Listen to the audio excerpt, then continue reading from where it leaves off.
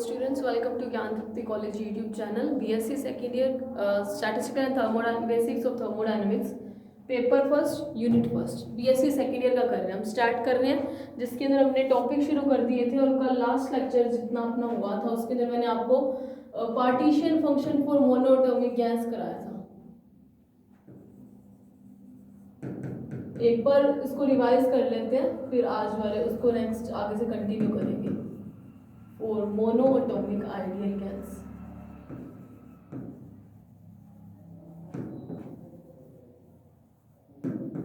इसके अंदर क्या किया था अपनों ने, क्या लिया था, एक बड़ा सिस्टम लिया था having n number of particles या having n number of molecules of gas. फिर उस सिस्टम को मैंने आगे सेल्स में या कंपार्टमेंट में कोशिकाओं में विभाजित कर दिया था और उसके बाद मैंने क्या माना था कि कोई ith सेल है, उस ith सेल को फर्दर डिवाइडेशन किया वो जिसको उसकी बोलते हैं डीजेनरेसी या density of state. Density of state की वैल्यू मैं आपको निकलवा चुकी थी जिसकी वैल्यू क्या थी 4√2 पाई वी एम की पावर 3/2 ई की पावर 1/2 अपॉन एच की क्यूब, यही वैल्यू आई थी। तो ये मैंने आपको डेंसिटी ऑफ स्टेट बताया था। फिर उसके बाद हमने क्या किया था, पार्टीशन फंक्शन करना था। मैंने पार्टीशन फंक्शन से आपको एक रिलेशन डिराइव करवाया था, समीशन ऑफ जी ई की पावर माइनस ई अपॉन के टी के इक्वल था। और ये z कैसे आया था, आपको पता है कि n/a को मैंने क्या माना था, z माना था। इसी को बोलते हैं partition function.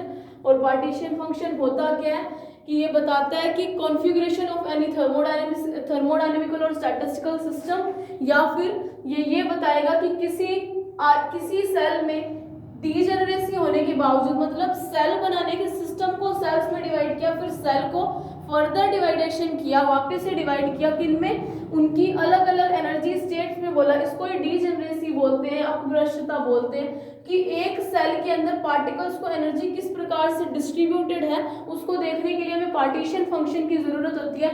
Means partition function क्या बताता है, कॉन्फ़िगरेशन ऑफ स्टैटिस्टिकल सिस्टम और डिवाइडेशन ऑफ एनर्जी की एनर्जी किस तरीके से अणुओं को, मॉलिक्यूल्स को या पार्टिकल्स को डिवाइड की गई है। ये तो हमें क्या बता रहा था, जेड बता रहा था। फिर मैंने इसको सॉल्व करने के लिए, मुझे पता है समीशन का मतलब भी सम होता है, और अगर इसी सम को मैं इंटीग्रेशन में कन्वर्ट करूं तो इंटीग्रेशन का मतलब भी सम होता है। और इंटीग्रेशन का साइन एस से शो करना इस सम को यानी योग को शो करता है, यानी कि सब चीजों को जोड़ा गया है। और d/dx डिफरेंशिएशन d से होता है, मीन्स डिवाइड किया गया चीजों को, बड़े को छोटा करना। और सम का मतलब होता है छोटे छोटे पार्ट्स को जोड़ के बड़ा करना, ये इंटीग्रेशन का काम होता है, आपको पता होगी ये सारी चीजें। फिर मैंने आपको z इज इक्वल्स टू क्या किया था, 0 to इन्फिनिटी लिमिट लगा के 4√2 पाई वी एम की पावर 3/2 ई की पावर 1/2 अपॉन एच की cube dot D. With respect to E मैंने क्या करवाया था, इंटीग्रेशन करवाया था।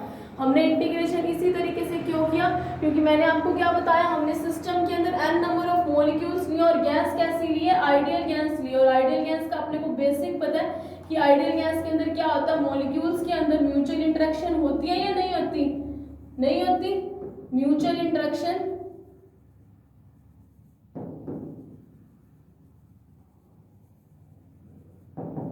जीरो होती है। अगर म्यूचुअल इंटरेक्शन जीरो है तो मतलब उनके पास पोटेंशियल एनर्जी कभी होगी, कभी नहीं होगी। Means potential energy is equals to zero आएगी। अगर potential energy equal to zero है तो काइनेटिक एनर्जी क्या आएगी, नॉन जीरो आएगी, है ना।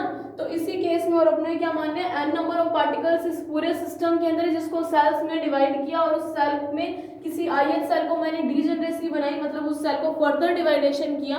और फिर पार्टीशन फंक्शन का यूज करना था कि पार्टीशन फंक्शन निकालना था, वो भी कैसी गैस के लिए, आइडियल गैस के लिए। तो देखो स्टैट में यही करेंगे, जैसा टॉपिक का नाम होगा वैसा ही अपने उसके अंदर काम करेंगे। हाँ ये चीज है, आपको हर एक टॉपिक की स्टार्टिंग समझ आनी चाहिए, चीजें समझ आएंगी, आपको याद रखनी जरूरी है कि हाँ इसके अंदर इसी तरीके से किया था। अगर एक से दो बार आप टॉपिक्स को देखोगे तो इतना टफ नहीं है, आपको समझ हर चीज यहाँ पे मेरे हिसाब से आ रही होगी। जो चीज मैं लिख रही हूँ उसका मतलब बता रही हूँ। मैंने डेंसिटी ऑफ स्टेट लिखा, मैंने डेंसिटी ऑफ स्टेट पे एक लास्ट लेक्चर लेके दिखाया आपको कि डेंसिटी ऑफ स्टेट होती क्या है। फिर से बता देती हूँ, number of accessible micro state in a macro state per unit energy, प्रति एकांक ऊर्जा पर क्या होती है, accessible micro states in a macro state को बोलते हैं डेंसिटी ऑफ स्टेट। फिर मैंने पार्टीशन फंक्शन भी अगर यूज किया तो मैं पार्टीशन फंक्शन भी क्या मैं आपको वो भी समझा चुकी हूँ। तो इसीलिए मैं स्टैट को बोल रही थी कि टर्म को एक बार लेना जरूरी है। अगर मैं यहाँ पे असेसिबल माइक्रोस्टेट बोल रही हूँ तो उसका मतलब भी मैं आपको बता चुकी हूँ कि अभिगम्य माइक्रोस्टेट्स क्या होती हैं, अभिगम्य सूक्ष्म अवस्थाएं, कि वो माइक्रोस्टेट्स जो कंस्ट्रेंट्स को फॉलो करें। और कंस्ट्रेंट क्या होती है, पार्टिकल के डिस्ट्रीब्यूशन पे जो रिस्ट्रिक्शंस या लिमिटेशंस अपने को दी गई हैं उनको कंस्ट्रेंट्स बोलते हैं। फिर कंस्ट्रेंट के आगे दो टाइप थे, एक असेसिबल और एक इनअसेसिबल। असेसिबल जो कंस्ट्रेंट्स को फॉलो करे, इनअसेसिबल जो कंस्ट्रेंट को फॉलो ना करे। तो बेसिक से अगर देखोगे तो आपको हर चीज समझ आएगी। टॉपिक में वही करवाऊंगी जो आपके पेपर में आए हुए हैं। जेड भी यूज किया, उसका मतलब भी बताया। फिर मैंने इंटीग्रेशन 0 to इन्फिनिटी किया, तो ये भी मैंने आपको बताया क्यों, क्योंकि टोटल काइनेटिक एनर्जी होगी और काइनेटिक एनर्जी पार्टिकल्स क्या करेंगे, जैसे इसके अंदर अणु होंगे तो अणु क्या होंगे, मिनिमम टू लेके मैक्सिमम जा सकते हैं। मिनिमम उसकी एनर्जी 0 हो सकती है और मैक्सिमम अपने को पता है बड़े से बड़ा इन्फिनिटी होता है। तो उसको जब अपने और सॉल्व करते हैं तो उसकी वैल्यू अपने ने कुछ निकाली थी पार्टीशन फंक्शन की, इसकी शायद 2 पाई m के t की पावर 3/2 v/h3, शायद तक यही चीज अपनों ने निकाली थी। ये अपनों ने पार्टीशन फंक्शन की वैल्यू निकाली थी v/h3 2 पाई m kt की पावर 3/2। फिर मैंने यहाँ से एनर्जी और इसके अंदर एक रिलेशन बताया था जिससे एनर्जी की वैल्यू क्या आई थी 3/2 RT। फिर यहाँ से हम CV निकाले थे। CV क्या होता है dE/dt, जहाँ से इसकी वैल्यू क्या आई 3R, है ना। ये एक CV विशिष्ट ऊष्मा होती है। विशिष्ट ऊष्मा क्या थी ये भी मैं लास्ट लेक्चर में बता चुकी हूँ और आगे आने वाले टॉपिक भी इसी पे बेस्ड है, एक बार फिर से वहाँ पे बता दूंगी, ठीक है। और अगर आप अपने उसी को आगे कंटिन्यू करते हैं, हम अपने निकालते हैं मीन एनर्जी। मीन एनर्जी को किससे शो करते हैं, ई बार से। तो ई बार किसके इक्वल आएगी, total energy upon total number of molecules. Total energy मेरे पास पता है, मेरे को पता है कितनी आई है 3/2 RT, और total number of molecules n का डिवाइड लगा दिया। R इज इक्वल्स टू क्या होता है NK। तो उसी तरीके से R अपॉन N क्या होगा K, जैसा कि मैंने यहाँ पे अज्यूम माना था, और ये माना नहीं था, ये आपने गैसेस के बारे में फर्स्ट ईयर में, सेकंड ईयर में, 12th में बहुत कुछ पढ़ चुके हैं। वहाँ पे आपने ये रिलेशन भी बहुत बार पढ़ा होगा, R is equals to NK। तो वही रिलेशन मैंने यहाँ पे यूज किया। तो 3/2 N की जगह आएगा KT। तो यहाँ से आती है, ये आती है मीन एनर्जी आती है, ठीक है, 3/2 KT। मीन एनर्जी निकालनी है तो अपने को पता है मीन एनर्जी को ई बार से शो करते हैं, that is total energy divided by total number of molecules. और फिर मुझे पता है R N और K के बीच में ये रिलेशन होता है, तो उससे मैंने मीन एनर्जी निकाली। अब अपने निकालेंगे इक्वेशन ऑफ स्टेट। देखो मैं ये सब चीजें क्यों निकाल रही हूँ, क्योंकि आपको पता है जब मैंने पार्टीशन फंक्शन बताया, मैं एक वर्ड बोल रही हूँ configuration of system, statistical system. मैंने यहाँ पे सिस्टम लिख दिया। अगर देखो ये कॉन्फ़िगरेशन बताने का मतलब भी मैंने वहां पे बताया था कि वो एनर्जी देगा, प्रेशर दे देगा, CV दे देगा, CP दे देगा, या फिर उसकी स्टेट इक्वेशन दे देगा। कौन दे देगा, पार्टीशियन फंक्शन। तो उसी को आगे दिखाने के लिए कि पार्टीशियन फंक्शन, एक पार्टीशियन फंक्शन बता दो, इतनी सारी चीजें हम कैसे निकालते हैं, उसके लिए मैं आपको बता रही हूँ स्टेट इक्वेशन। अब वी नो, अब यहाँ पे आपको प्रेशर और जेड के अंदर, मतलब P दाब और संवितरण फलन के अंदर एक रिलेशन है होता है। जैसे आपको एनर्जी वाला रिलेशन याद करना था, वैसे यहाँ पे एक रिलेशन याद करना पड़ेगा जिसकी वैल्यू होती है NKT del upon del V log Z। यहाँ Z क्या है, पार्टीशन फंक्शन। ये रिलेशन प्रेशर और पार्टीशन फंक्शन के अंदर आपको याद रखना पड़ेगा। जैसे वहां पे आपने एनर्जी और उसके बीच में याद किया था पार्टीशन फंक्शन में NKT स्क्वायर 1/Z dZ/dt, ये याद किया था ना। सिमिलरली यहाँ पे आपको ये चीज याद करनी पड़ेगी। देखो चीजें इतनी डिफिकल्ट नहीं है, अगर आप एक बार अच्छे से टॉपिक को देख के घर पे आप रिवाइज करोगे तो आपको सारे के सारे टॉपिक समझ आ रहे होंगे मेरे हिसाब से, और आप इन वैल्यूज को भी याद करना उतना मुश्किल नहीं है आपके लिए। तो यहाँ से प्रेशर है और मुझे उसकी वैल्यू पता है Z की NKT d/del V log Z की वैल्यू क्या है V/h3 2 पाई m KT की पावर 3/2। तो ये चीज आई। तो यहाँ से मेरे को पता है जब मैं log का डिफरेंशिएशन करते हैं तो 1/log x का अवकलन क्या आता है del/del x log x हो, तो मुझे पता उसका अवकलन कितना होगा 1/x डॉट x का 1।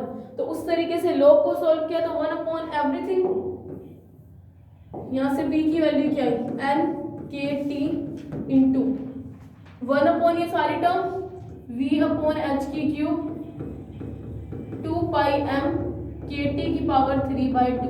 अब अपने को पता, अब लोग का तो हो गया, अब x की जगह पे ये सारी टर्म है, इस सारी टर्म में अब इसका करना है डिफरेंशिएशन किसके रिस्पेक्ट में चल रहा है, v के, मतलब बाकी सारी चीजें क्या है, कांस्टेंट है, कांस्टेंट ही है ना, तो यानी कि यहाँ से क्या आएगा 1 अपॉन एच की cube into 2 pi m k T की power 3/2 as it is constant, और v का कितना आ गया 1।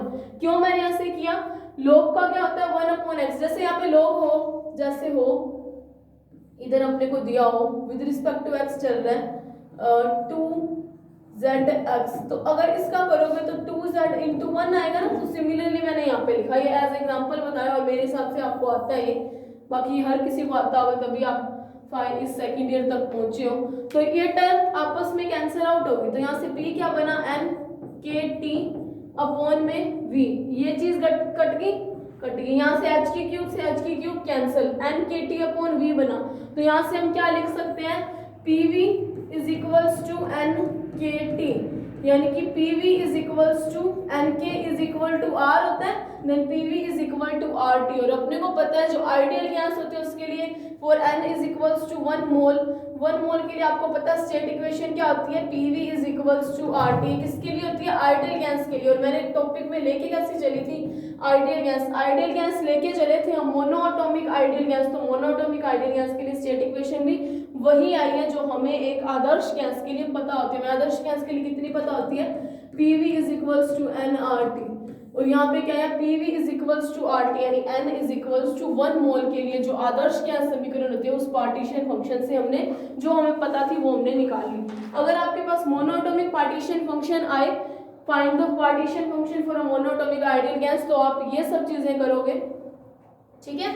यहाँ तक ई बार भी निकालना है और ये पीवी भी निकालना है। पी से वापस बता देती हूँ कि पी और जेड के बीच का ये रिलेशन आपको याद रखना पड़ेगा। ये रिलेशन जब आप याद रखोगे तो आप देखो फिर इसके अंदर जेड की वैल्यू पुट की और एक सिंपल डिफरेंशिएशन था जो मैंने सोल्व किया और जितनी इक्वेशन थी उसको रीअरेंज किए।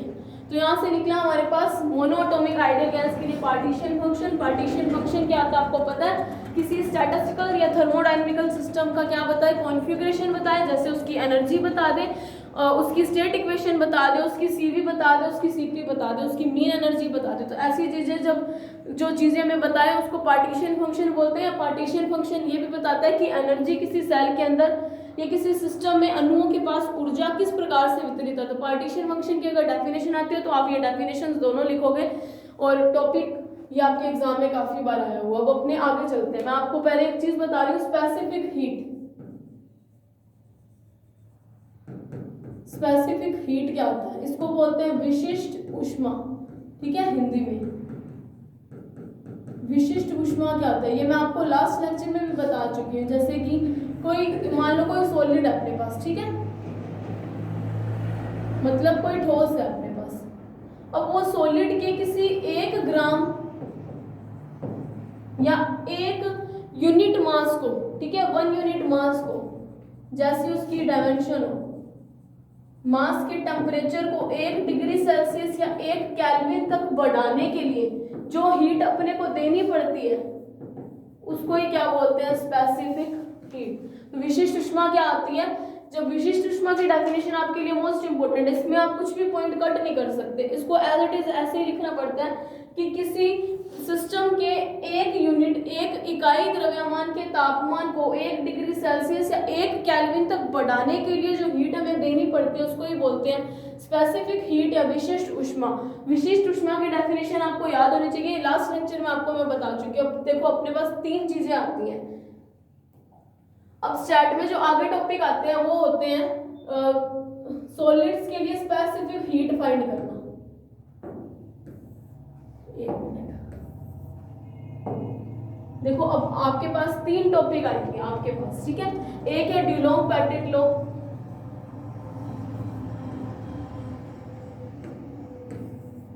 ड्यूलोंग एंड पेटिट लॉ,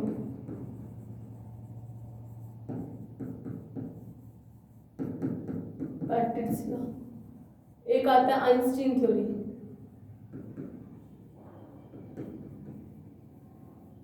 और आएगा डिबाई थ्योरी। देखो एक बार मैं आपको बता रही हूँ, मैंने आपको आगे क्या करवाना है। ये तीनों टॉपिक क्या है, स्पेसिफिक हीट यानी कि सीवी लिख देती हूँ, सीवी को फाइंड आउट करने की है, ठीक है। सीवी को फाइंड आउट करने मतलब ये सॉलिड्स की विशिष्ट ऊष्मा को फाइंड करने के लिए हमारे पास तीन टॉपिक आते हैं। एक आता है डुलोंग पेटिट लॉ, एक आता है आइंस्टीन थ्योरी, एक आता है डिबाई थ्योरी। जो डुलोंग पेटिट लॉ होता है ना, ये क्लासिकल थ्योरी होती है,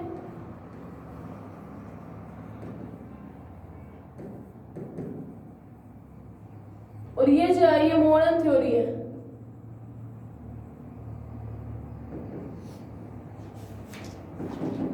देखो ये स्पेसिफिक फाइंड आउट करने के लिए आपके सिलेबस में तीन टॉपिक मेंशन्ड है, एक है डुलोंग पेटिट लॉ, एक है आइंस्टीन थ्योरी और दूसरा डिबाई थ्योरी। ये तीनों टॉपिक का एक ही काम है, किसी सॉलिड के लिए, किसी ठोस के लिए स्पेसिफिक हीट को फाइंड आउट करना, ठीक है। जो डुलोंग पेटिट लॉ था वो क्लासिकल थ्योरी थी, क्लासिकल की कुछ कमियां रह गई, उसको ओवरकम करने के लिए ये दो रूल आए।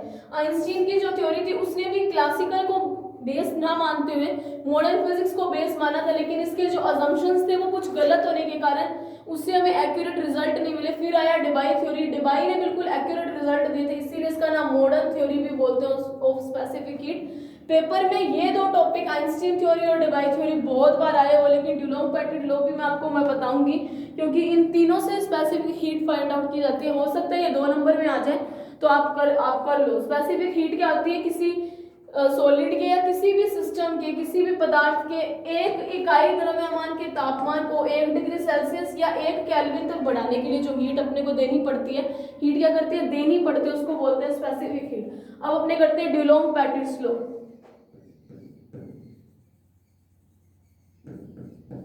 डुलोंग एंड पेटिट लॉ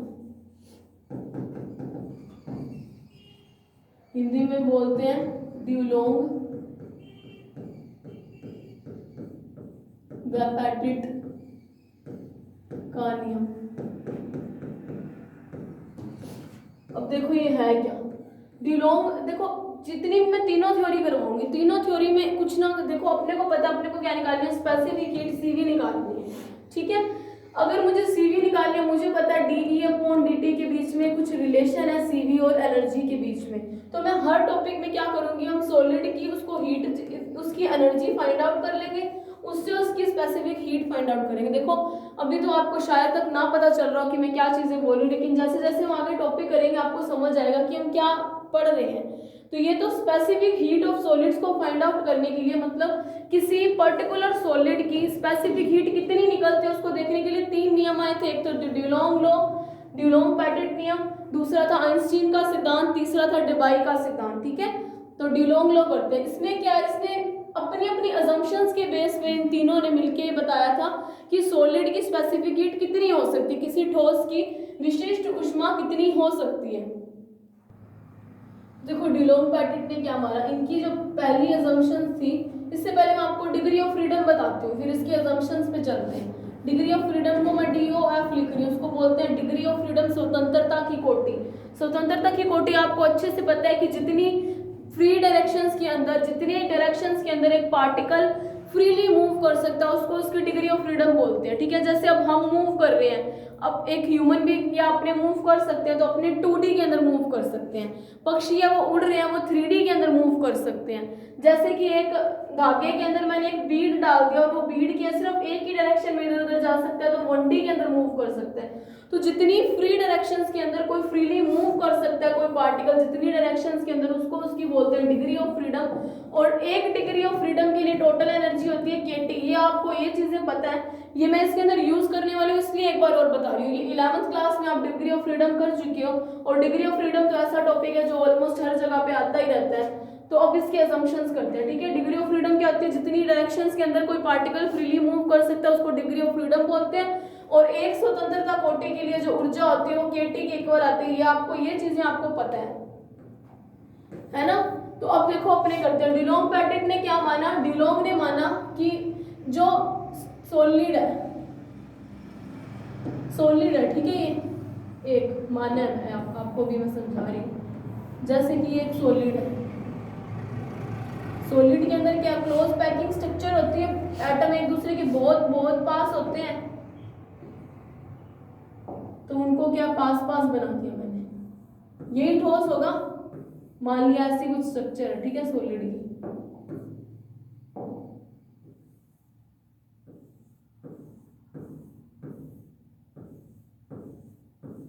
अब देखो जैसे ही डुलोंग पेटेंट ने माना कि इनको जैसे ही हम एनर्जी देंगे इस सॉलिड को, तो क्या होगा, इसके अंदर क्या होगा, वाइब्रेशन शुरू हो जाएंगे। देखो जैसे यहाँ पे ये एक सॉलिड स्ट्रक्चर है, ठीक है, एक ठोस है कोई भी, उसको मैंने हीट दी तो इनको क्या मिलेगी, एनर्जी मिलेगी। लेकिन सॉलिड के अंदर जो परमाणु है एक दूसरे से काफी क्लोजली अटैच्ड है, मतलब क्लोज पैकिंग स्ट्रक्चर होती है ठोस में परमाणुओं की। अब इनकी स्ट्रक्चर एक जैसे, अब देखो एक गैस है, मान लो, एक बार आपको बता रही हूँ, यहाँ पे गैस है, इस गैस को जैसे हीट दी तो गैस के मॉलिक्यूल है कितनी भी दूर जा सकते हैं, हीट लेके, ऊर्जा लेके, अपने को पता है वो मोशन करना शुरू करेंगे, और गैस के लोगों के पास काइनेटिक एनर्जी होती है, तो वो मोशन करना शुरू किया। सेम यहाँ पे ठोस में जैसे ही अणुओं को, परमाणुओं को ऊर्जा मिली, तो वो क्या करेंगे, वो अपनी जगह छोड़ के तो मूव नहीं कर सकते, ऐसा तो नहीं तो ये वाला एटम यहाँ से यहाँ तक पहुंच जाएगा, क्योंकि स्ट्रक्चर कैसी है, क्लोज पैकिंग है, एटम एक दूसरे के साथ पास जुड़े हुए हैं। तो यहाँ पे क्या हो सकता है, ये एक दूसरे अपनी जगह छोड़ के यहाँ या यहाँ पे कहीं और तो नहीं पहुंच सकता, लेकिन अपनी जगह पे जैसे हीट मिलेगी तो हीट को किसकी फॉर्म में यूज करेगा, वाइब्रेशंस जरूर कर सकता है ना। जैसे इसको हीट मिलेगी, अपनी मीन पोजीशन की अलोंग वाइब्रेशन शुरू करेगा, यानी कि कंपन करना शुरू कर देगा ये परमाणु। और अपने को पता है, मैंने सिंपल हार्मोनिक ऑसिलेटर बताया था कि ये जैसे एक पेंडुलम है, पेंडुलम को मैंने क्या किया, इसको यहाँ से यहाँ तक छोड़ा, एक तरीके से यहाँ पे भी एनर्जी दी, यहाँ पे एनर्जी हमने खींच के दी, और यहाँ पे एनर्जी अपनी हीट की फॉर्म में दे रहे हैं। क्यों, क्योंकि हम क्या पढ़ रहे हैं, स्पेसिफिक हीट थ्योरी, एक तरीके से स्पेसिफिक हीट ऑफ सॉलिड्स पढ़ रहे हैं। किसी ठोस को कितनी उष्मा दे कि उसका टेम्परेचर 1 ग्राम का 1 डिग्री सेल्सियस पहुंच जाए, वो पढ़ रहे हैं अपने, ठीक है। तो अब मेरे को हीट देनी है, जैसे पेंडुलम के अंदर मैंने खींच के छोड़ा, तो वो इस तरीके से अपनी मीन पोजीशन के along back and fourth motion करेगा, ठीक है। सेम ही ऐसा इस एटम के केस में हो सकता है, जैसे इसको ऊर्जा मिली, अब ये वाइब्रेशन शो करेगा, वाइब्रेशन तो अपनी मीन पोजीशन के अलोंग ही शो कर रहा है। अगर ये मीन पोजीशन अलोंग के अलोंग वाइब्रेशन शो करे, जैसे इधर वाइब्रेट हुआ थोड़ा सा, फिर इधर वाइब्रेट हुआ, फिर इधर, फिर इधर, फिर इधर, तो एक कंडीशन ऐसी है, जब इसको एनर्जी देना बंद कर देंगे वो रुक जाएगा, मींस अब इसकी मोशन कैसी है, एसएचओ की तरह हो रही है। तो डुलोंग पेटेंट ने भी यही माना कि जैसे ही किसी ठोस को उष्मा देंगे, ऊर्जा देंगे, तो वो सरल आवर्ती दोलित्र की तरह मोशन करेगा, किसकी तरह, एसएचओ। देखो ये अजम्पशंस जो लाइनें मैं बोलूंगी आपको याद होनी चाहिए, क्योंकि इन्हीं की बेस पे इनकी थ्योरी बनती है। तो डुलोंग पेटेंट ने पहला अजम्पशन क्या माना कि जैसे ये ठोस है, ठोस को जैसे ही उष्मा दी, अपने को पता है अपनी जगह छोड़ के तो जा नहीं सकता, क्योंकि इसकी स्ट्रक्चर ही ऐसी है, क्लोज पैकिंग होती है, सॉलिड के अंदर हम सब जानते हैं अणु या परमाणु एक दूसरे से काफी नजदीक बंधे हुए होते हैं, तो ये जगह नहीं छोड़ के जा सकता। लेकिन इस हीट को किसकी फॉर्म में यूज करेगा, वाइब्रेशन की फॉर्म में यूज करेगा। वाइब्रेशन कैसे, जितनी जगह यहाँ पे थोड़ा सा स्पेस हो तो यहाँ पे वाइब्रेट हुआ, फिर यहाँ हुआ, मींस मीन पोजीशन की अलोंग मोशन चल रही है, ऐसी मोशन को हम एसएचओ बोलते हैं। तो डुलोंग पेटेंट ने भी वही बोला कि जब सॉलिड को ऊर्जा दी जाएगी, देखो ये डायग्राम नहीं बना रहे, ये तो मैं आपको समझा रही हूँ, तो जब इसका पहला असम्पशन लिखोगे तो आप क्या लिखोगे कि डुलोंग पेटेंट ने क्या माना कि सॉलिड के अंदर परमाणुओं को जैसे ही ऊर्जा मिलती है तो वो सरल आवर्ती दोलित्र की तरह गति करते हैं। और दूसरा उसने क्या माना कि ऊर्जा का समविभाजन का नियम यूज होगा। ठोस क्या करेंगे, ऊर्जा के समविभाजन नियम का यूज करते हैं, ऊर्जा को डिस्ट्रीब्यूट करते हुए समविभाजन के नियम को फॉलो करेंगे। तो डुलोंग पेटेंट ने दो अजम्पशन माने। पहला अजम्पशन, जैसे ही सॉलिड को हीट मिलेगी तो उसमें क्या आएंगे, परमाणु क्या करेंगे, सरल आवृत्ति दोलित्र एसएचओ की तरह मोशन करेंगे। और कैसे मोशन करेंगे, मैंने अभी डायग्राम से आपको बताई है दोनों चीजें। दूसरा उसने क्या माना, ऊर्जा के समविभाजन नियम को फॉलो करेंगे। और मैंने आपको क्या बताया कि डिग्री ऑफ फ्रीडम, एक डायरेक्शन में डिग्री ऑफ फ्रीडम के लिए एनर्जी कितनी होती है, केटी। अगर वो ऊर्जा के समविभाजन नियम को फॉलो करेंगे तो जैसे ही सॉलिड को हीट दी तो उसके पास 1/2 केटी काइनेटिक एनर्जी आनी चाहिए। और जैसे ही हीट देनी बंद की तो उसके पास पोटेंशियल एनर्जी भी कितनी है, 1/2 केटी। क्यों, क्योंकि ऊर्जा के समविभाजन नियम का यूज करेंगे। कैसे, सॉलिड्स जब उनको हीट दी जाती है। तो डुलोंग पेटेंट ने दो माने, एक तो सॉलिड सरल आवर्ती दोलित्र की तरह परमाणु मोशन करते हैं, और दूसरा ऊर्जा के समविभाजन नियम का फॉलो करेंगे, यानी कि हाफ ही उसके पास पोटेंशियल एनर्जी होगी, हाफ ही उसके पास काइनेटिक एनर्जी होगी। कैसे, केटी आधा आधा दोनों में डिवाइड हो गया, समान रूप से विभाजित हो गया। तो मतलब एक डायरेक्शन में उसकी एनर्जी कितनी होगी, एक दिशा में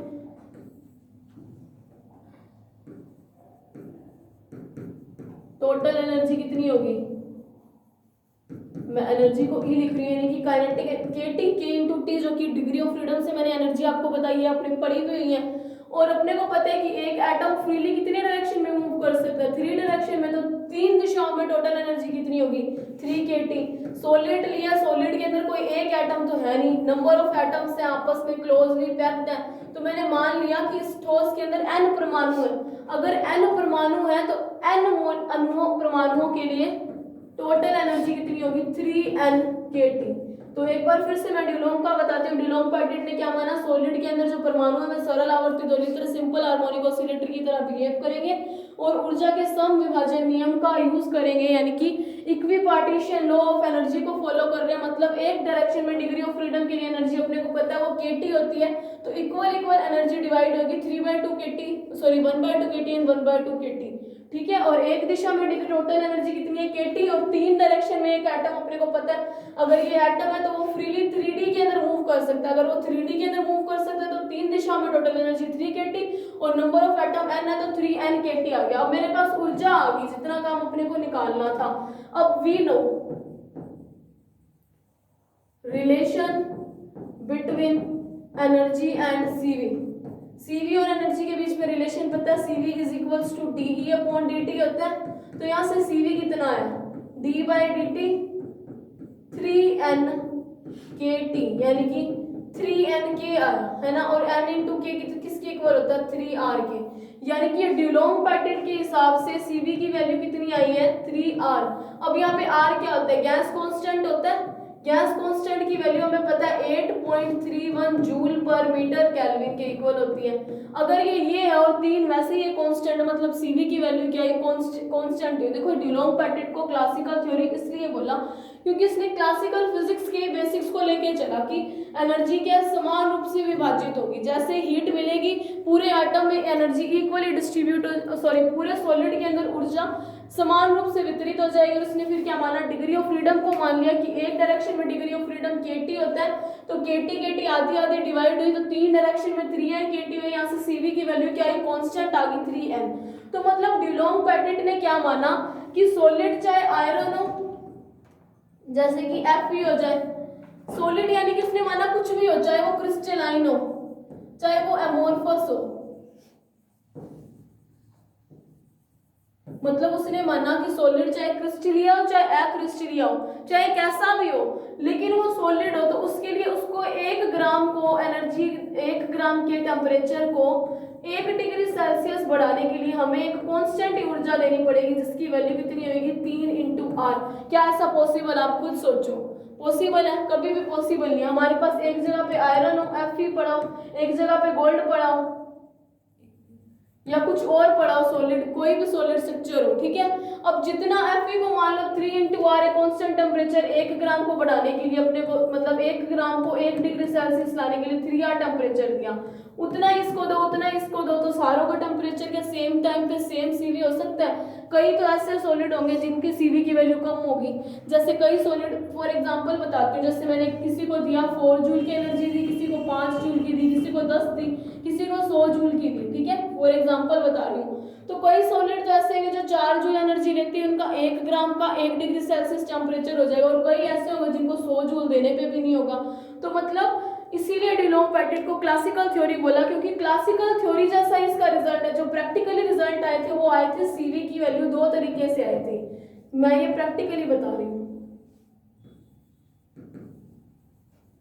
प्रैक्टिकली क्या रिजल्ट आए थे, 2 तरीके से CV की वैल्यू आ सकती है। जो हाई टेम्परेचर है,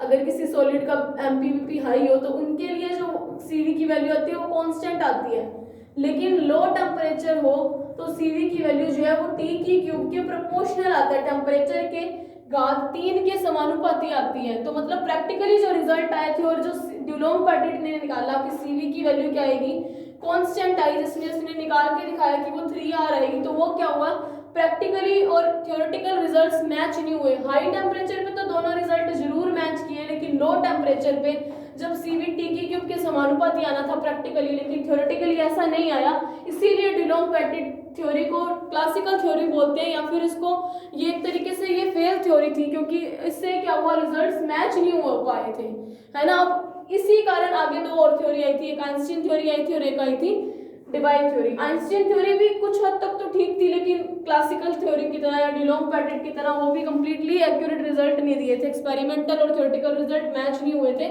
इसीलिए फिर डेबाय आई थी। तो देखो इसीलिए बोला कि सीवी को क्लासिकल थ्योरी बोले, क्योंकि सीवी की वैल्यू 3 आ रही। क्लासिकल थ्योरी और डिलॉन्ग-पेटिट ने जैसे अजम्पशंस लिए थे कि सॉलिड क्या वो एसएचओ की तरह मोशन करेगा और ऊर्जा क्या समविभाजन नियम का पालन करेगी, यानी कि जैसे ही सॉलिड को हीट दी तो सारे के सारे एटम्स को सेम तरीके से ऊर्जा डिस्ट्रीब्यूट होगी, लेकिन ऐसा पॉसिबल नहीं होता। क्यों नहीं होता? जैसे पानी को भी गर्म करते हैं तो एक बर्तन के अंदर पानी गर्म करते हैं तो उसके अंदर क्या सारा पानी एक तरीके से गर्म होता है, जैसे ही एक लेयर गर्म होती है वो ऊपर चली जाती है क्योंकि उसकी डेंसिटी कम हो जाती है। फिर जो जस्ट नीचे वाली लेयर होती है पानी की, जो हीट की कांटेक्ट में होती है पानी की, वो वाली गर्म होती है, फिर वो ऊपर चला जाता है।